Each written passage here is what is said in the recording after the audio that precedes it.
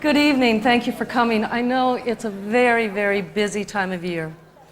But tonight launches something very special for Markham. The United Church of Canada, and more specifically the Toronto United Church Council, together with the Presbytery of York, is launching what I believe to be the next generation of Christian community.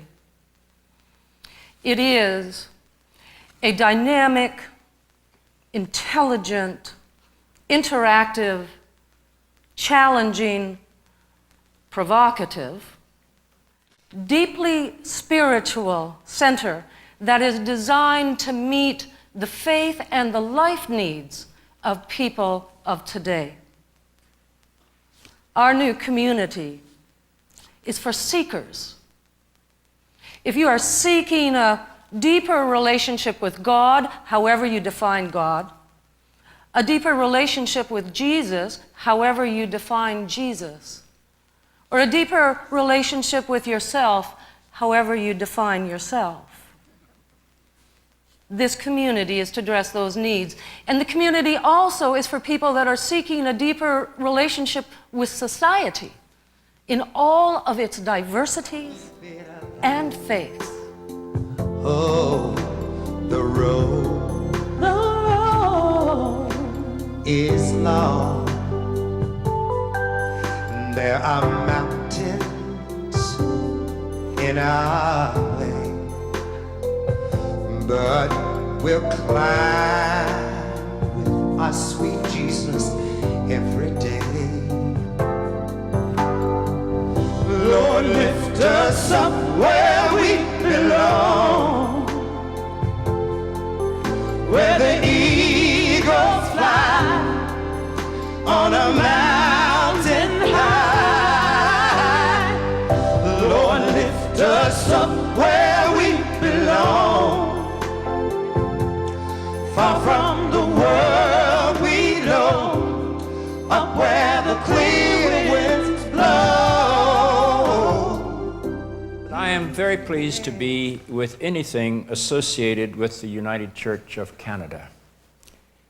I cannot tell you how deeply I admire that faith community. I believe it is probably my favorite faith community in the Christian church in all the world. And my reason for this admiration is that this church constantly seems to me to find the courage to act outside the lines of conventional wisdom. This church was founded in the early years of the 20th century by those who refused to live inside two traditional boxes. One was called Presbyterian, and the other was called Methodist. In the 1930s, this church decided that gender was not an issue in who would be ordained pastors in this church, even though no woman had ever applied. That would come a decade or so later.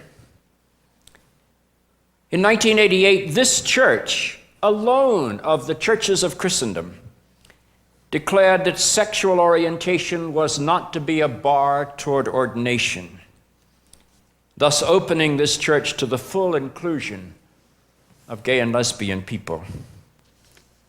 And now in the year 2005, this church has decided once again to step outside the box of what church is traditionally meant to be, and to try to create a new thing with a new vocation, daring to walk a different path.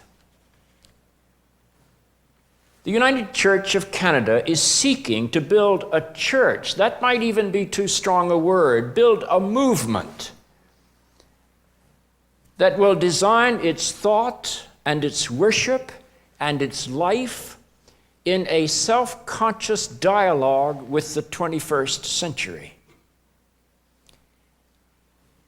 This group of Christians is willing to allow a single expression of their church that is not bound inside the traditional messages that so often are marked by control and fear and guilt. The The people who want to form this new movement do not want to dismiss the Christianity of the past. They want to transform it so that it can live in the future. They want to be part of a community that will honor questions and not pretend that it has all the answers.